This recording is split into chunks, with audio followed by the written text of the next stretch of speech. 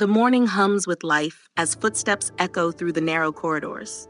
Children chase each other with laughter, women balance baskets of fresh produce, and men prepare for another long day of work.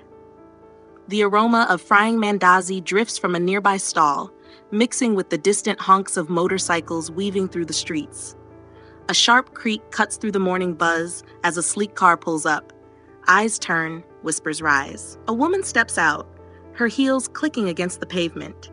Her dress, bright and elegant, shimmers under the sunlight. Gold bracelets jingle on her wrists. She moves with the grace of someone used to attention, yet she offers no greetings. Mothers exchange glances, their hands tightening around their children's shoulders. Inside one of the apartments, a boy stretches lazily, rubbing sleep from his eyes. The scent of hot tea and buttered bread drifts through the air.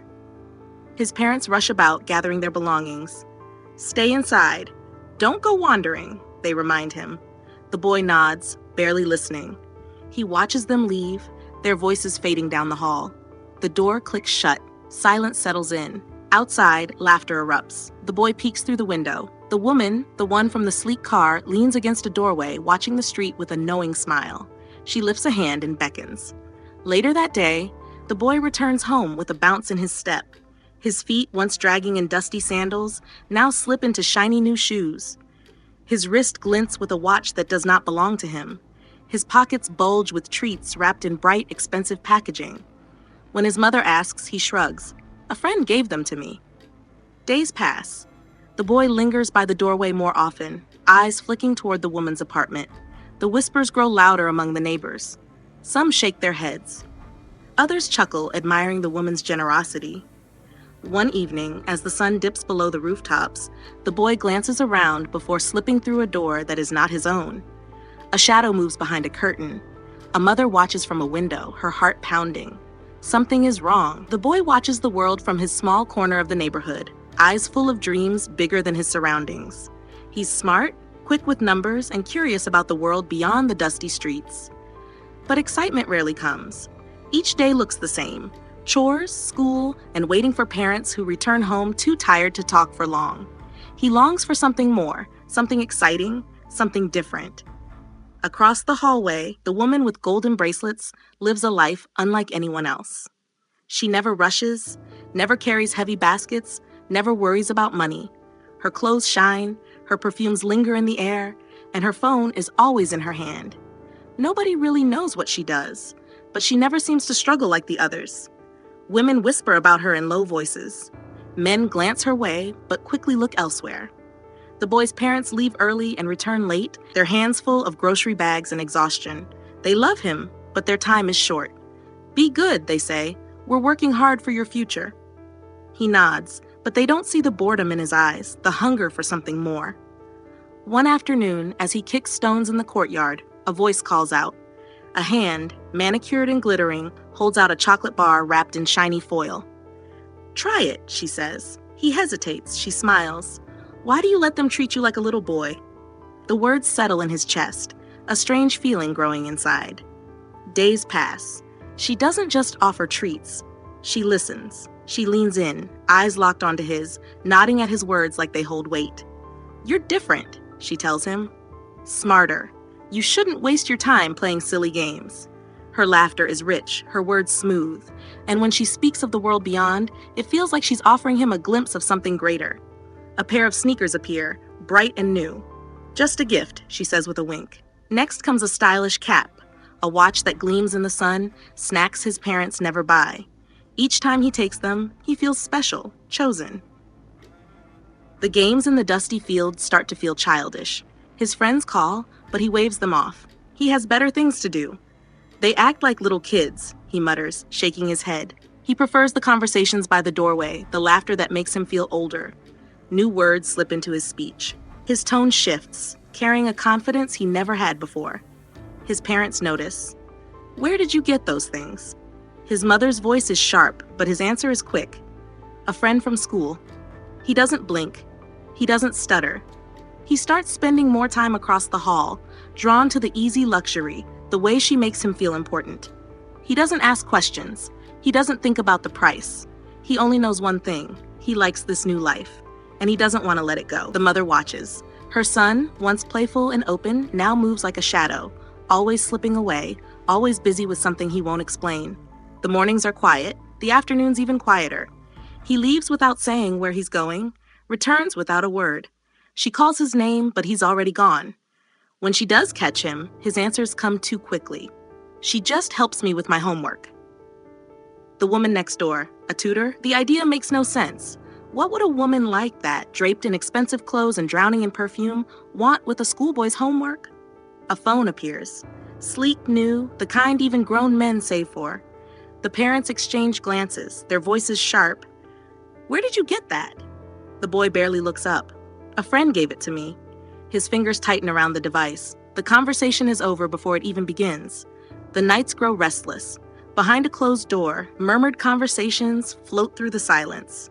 The glow of the screen lights up his face long past bedtime. At the sound of footsteps, the phone disappears under the blanket. A quick, guilty motion, a heart that beats too fast. The school calls. Their voices are low, hesitant. "Your son has been different." The boy they once knew now speaks with confidence far beyond his years. He brags about people he knows, people who can fix things. He flashes money, the kind no child should have. The father's patience snaps. A chair scrapes against the floor. The voice in the house grows firm. "Where did you get that money?" The boy stiffens, his hands balling into fists. "It's mine," he says. The words sting, cold and final. His own parents, he looks at them as if they're the ones making a mistake. The whispers creep through the walls. The neighbor's house, once just another door in the hallway, now carries stories. Men come and go, their cars shining under the streetlights. Some stay for minutes, some for hours. The woman in gold bracelets laughs, her voice floating through the compound, too carefree, too knowing. Then comes the night.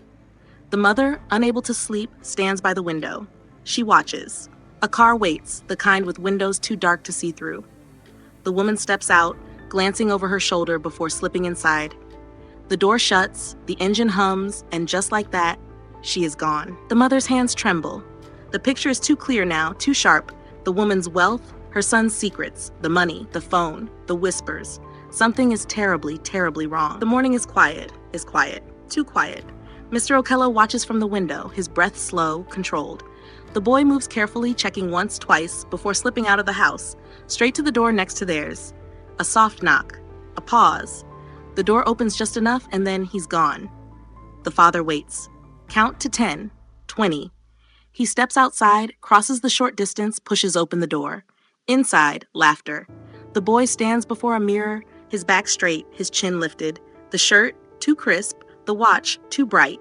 In his hands, money, more than a child should ever hold. The woman circles him, smiling. "Now that's how a real man looks," she says, snapping pictures.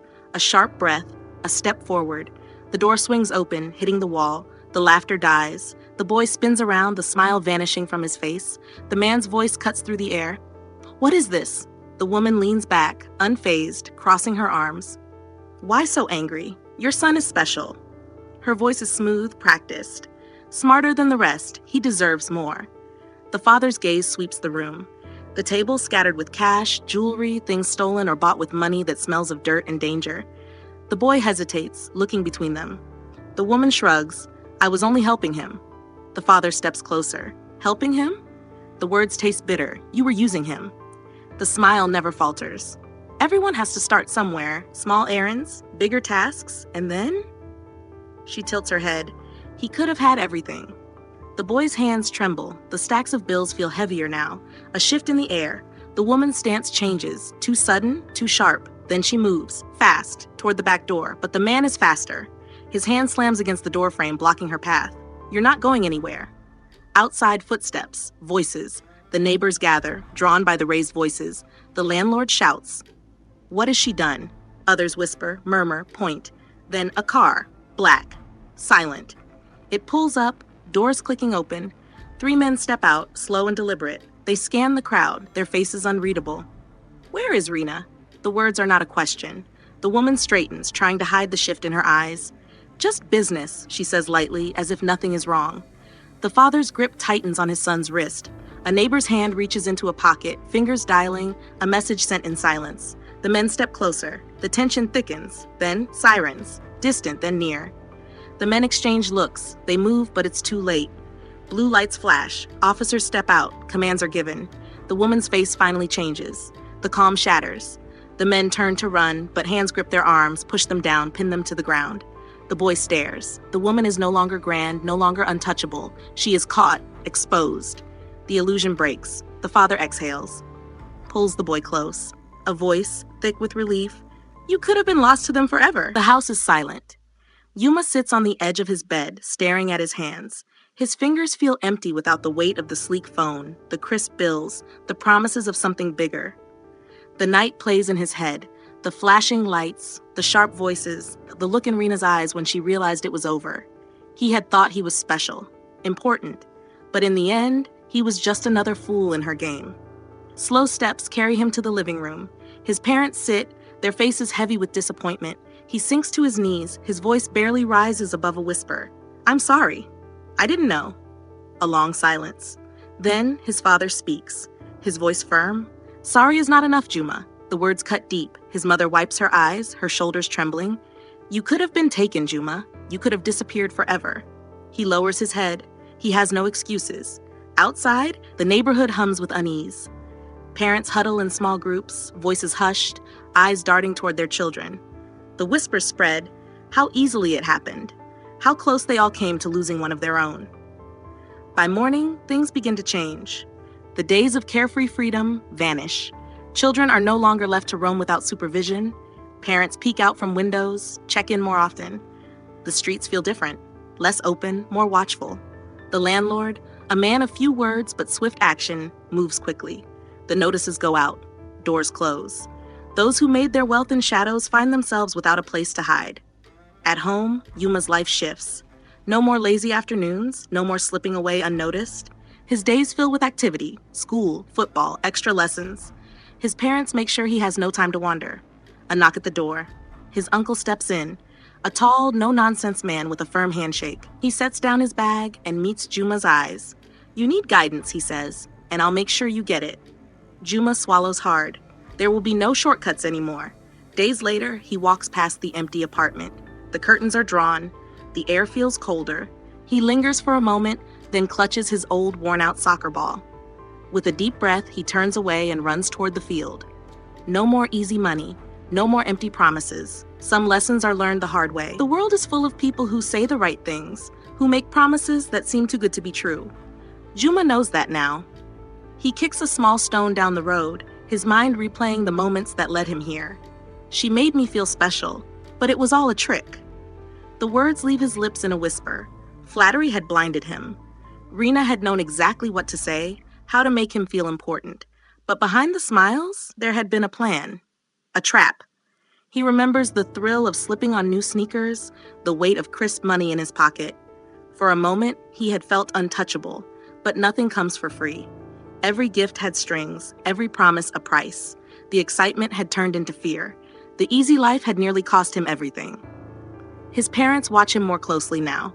The house feels different, more laughter, but also more rules. They no longer assume he is fine just because he says so. We must guide him, not just feed him, his father had said. Yuma stops in front of Rena's empty apartment. The curtains are drawn. The space feels hollow, as if the air itself remembers the danger that once lurked there. He shudders. He had been so close to losing himself. A gust of wind rolls a familiar object toward his feet. His old soccer ball, dusty but still whole. He bends down, picks it up, and grips it tight. Then, with a deep breath, he runs. The field calls. The laughter of his old friends fills the air. He chooses the right path. No more shortcuts, just the honest, simple joy of the game.